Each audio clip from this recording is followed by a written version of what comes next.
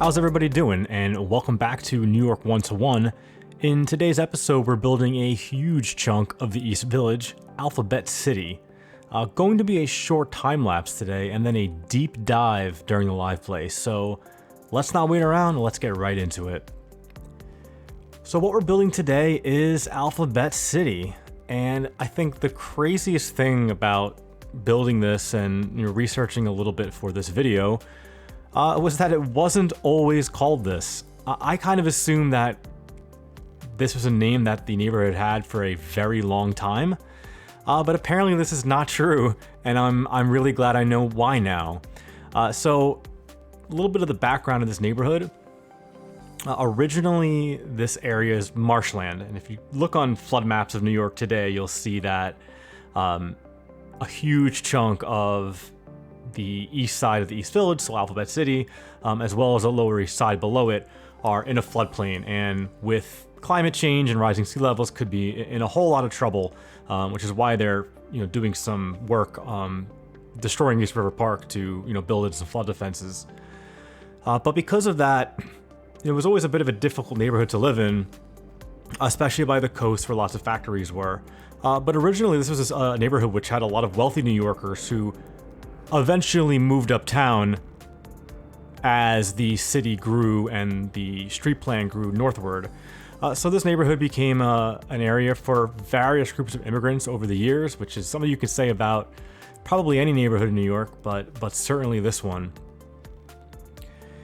And then what ended up happening is that this neighborhood started to get a bad reputation during the 20th century as immigrant populations in this area continued to deal with the high inequality that is still present to this day in the United States. It got even so bad where I always heard growing up, and you can Google about it if you want, but there's various rhymes and mnemonic devices for the streets, which imply that the further east you go, the more letters you go down, the more dangerous it is.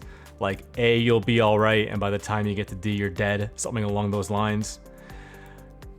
Now, while that might not have been true, and certainly wasn't fair to the people who lived here and thrived here despite their challenges, what ended up happening apparently during the 80s and 90s, as this area of the city in general gentrified, was that realtors were the ones who decided to give it this name. Ooh, it's Alphabet City, which sounds a lot better than, the East Village, or what the locals are fond of calling it in Spanish, Low East Side. Actually, Avenue C is called Low East Side Ave.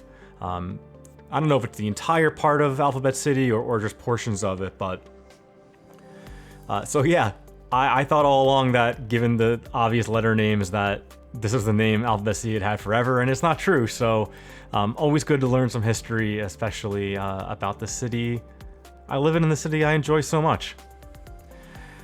So what you've been seeing going on back in the time lapse is just building. The reason I wanted to keep this time lapse short is because just building the same blocks over and over and over again could be really tedious. And because I'm trying to, build it the way it looks in real life, the way it looks on Google Maps, it can really take quite a bit of time. So I've only shown a few blocks being built.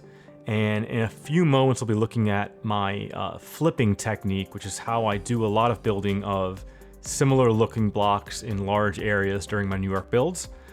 But right now, just kind of building some of the infrastructure around the area, putting in some pathways over the roads to eventually get to East River Park, which we'll build in the future, and kind of working on my detailing a little bit. You will see a bit more of that in the live play. I've gone into some more depth with the detailing, but I'm glad that I'm getting to detail this work a little bit. I really do want to make the waterfront areas on both sides of the water look just right. I really want that to be the focus of the build. The core older parts of the city, downtown Manhattan, downtown Brooklyn, which we'll get to all of those eventually. I probably should finish up doing downtown Manhattan at some point, but we got plenty of other things to do, right? I mean, there's a million things we can be building, and we're going to continue to build all of it. All right, in just a moment here, we're coming up on the flipping technique. So what this is for me is that I take a single block that I build from scratch based on looking at Google Maps. And then what I do is I, use the Move It tool to highlight everything on that block except the streets themselves. And then, with like 4 right clicks, you can flip it 180 degrees, and then I'll slap that exact same block down onto another block. Could be a little tricky. The blocks in Manhattan are not all exactly the same size, even though they look like they are. So sometimes you got to delete or move things around a little bit, but just by doing that and then deleting a few buildings and then replacing them with the ones that look more distinct for that block is a really quick and efficient way to build out a gridded city like this. It's not necessarily ideal for every neighborhood. There are some neighborhoods which have a greater diversity of buildings in terms of their height, in terms of their style, and you want to spend more time making sure those are unique. But in a neighborhood like the East Village, which is fairly low slung and fairly old, doing this right here works really well. And we'll show you the efforts of that in just a moment. All right, and we're back here in the live play, and I am super happy with what I got accomplished today. I've been working on this for about 3 or 4 hours. Crunch time on the weekend. Got to turn off the air conditioner to even record this while I'm sweating in the 90-degree heat in New York. Headed out to a concert later, but just really happy to get this amount of Alphabet City filled in, which, if you're looking, is everything from Avenue A, which is right here, all the way B, C, and D right here. And I even did Tompkins Square Park, which we'll zoom in on first and take a look at. Really happy with, I added an entertainment block in there. Don't look at that. But a lot of people are using these paths, moving in and out.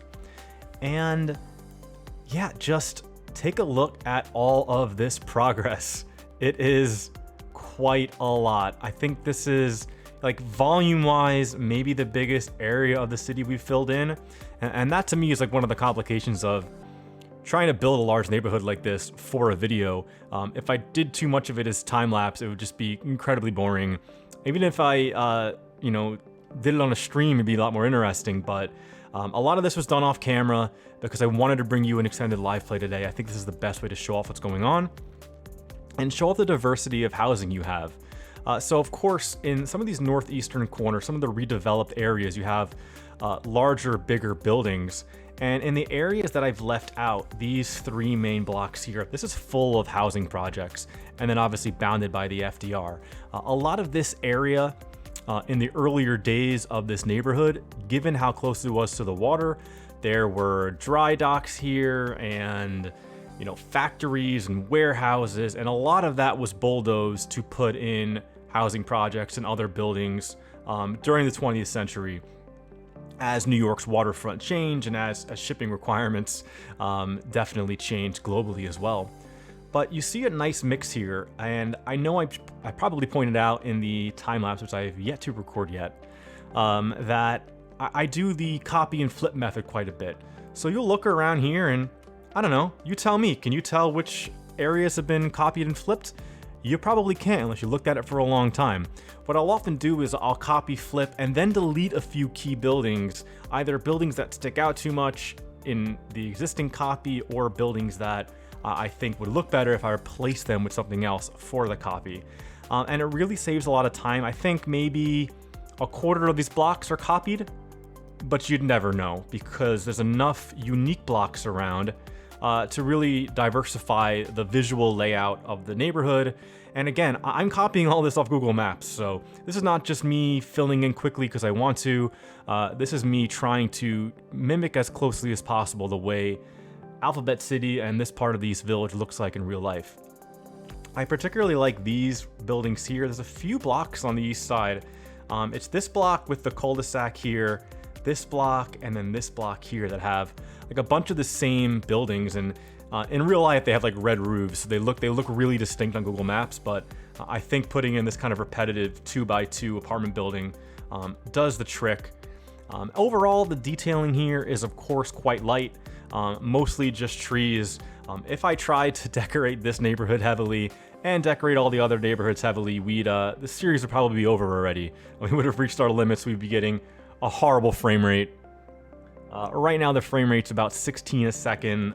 You know, that varies a bit depending on what we're looking at, but still totally playable. Very reasonable, even the show in the time lapse. Hopefully it's not too juddery for you. A lot of difficulty building out some of these cut off angled corners. Of course, Houston Street right here is where the East Village begins. This is where the numbering plan for Manhattan begins. So here is First Street right here, and Second and Third, and some of these kind of just dead end into Houston Street, since that street pre-existed the grid and the grid is kind of turned against it. I don't know how much of this I described in the time lapse, which was pretty short, but this is the First Avenue. So the whole concept when they did this initial plan in 1811 was to have this road essentially be the one that First Avenue stretches from Houston all the way into Harlem, basically the entire length of the island. But because this part of the island bulges out, we had to have all these alphabetical streets in here. Now, some of these streets do exist uptown, but they go under different names. So on the Upper East Side, you have York Avenue and East End, which is A and B respectively. Another bit that you might have seen me doing a little bit of work on is some conceptual detail work for the FDR. So this is something that I've never detailed in the past because, you know, in my previous builds in New York, I detailed even less than this. But just trying to put in some guardrails, some barriers, some sound walls, so when I build in the rest of this, I can really make this look cohesive, especially once I eventually get to building out the East River Park. This entire area, like this whole bulging part of Eastern Manhattan, will look fantastic, especially up next against Brooklyn over here. It makes the waterfront look so crowded, and it really gives you that perspective of how New York really grew around its waterfront initially, and how much a shame it is that you know, in many parts of Manhattan you don't get to really enjoy the waterfront as much as generations past have. And then just taking another quick look around here, you'll notice a ton of traffic. I do need to go through here. One thing that New York has is pretty much traffic lights at just about every intersection, but the way that the game handles intersections, if it's two by roads, it will not automatically create a traffic light. So I probably will go back at some point and add a bunch of those in. I've already added a few of them in around Tompkins Square Park, which I also detailed a little bit more heavily than the other areas, just adding in a lot of trees and ground foliage, some fences, and of course some recreational areas around. I might go back and take another look at this. My original plan was to do an episode where I would do Tompkins Square Park and Union Square and Washington Square and Madison Square and all that, but I think it made a lot more sense to do this now instead of leaving this gaping hole in the neighborhood. If you've ever been to New York, Tompkins Square Park is just a wild place. There's always something going on. I think sometimes it has a bad reputation of, you know, maybe having some people inhabiting the park who are down on their luck, but you know, for the most part, this is one of the most vibrant areas of New York, one of the most classic old school areas of New York.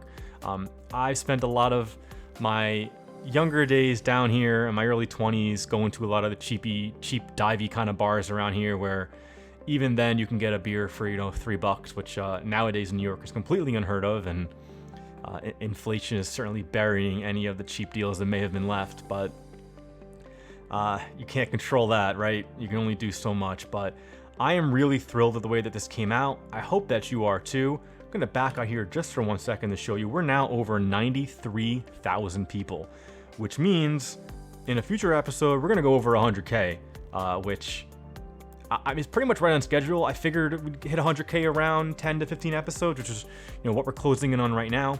But I do want to leave you with a couple of tidbits for the future. So you noticed before that the industrial bar is really high. So we're not going to be building any more residential for a short time. The next episode, my intent, as you can see, I've started gridding out some of Williamsburg, is to maybe do this section of Greenpoint, which is very heavily industrial, to try to take some of that slack away from the rest of the city, while also probably finishing out some highways and connections here to make this whole area operate a little bit better. For right now, I have off camera gone and connected all of this. It's very, very rough, not detailed, not finished, obviously, but all of this does work and allows the traffic in the city to function a little bit better. The traffic, unfortunately, is still a bit too high. low rather. We're at 60%. We had been in the 70s, but especially with adding all this additional housing in, I mean, just look at the traffic trying to get off the FDR here as my frame rate strains under the go. Another thing I wanted to show while it's here, and I'll pause it real quick, the stock ambulances should disappear very soon. I have added in, I found this in the workshop, a New York Mount Sinai Hospital ambulance, which I think looks excellent. Someone had recommended me a really cool asset that was like an FDNY truck, but I used it and it was throwing some errors, and I really like to avoid errors in assets when I'm building a city this large because I don't want it to fall apart and die, but it will not. We're gonna keep going, so if you stuck around this long, thank you so much as always. Like and subscribe if you haven't already, and we'll see you next time. Bye.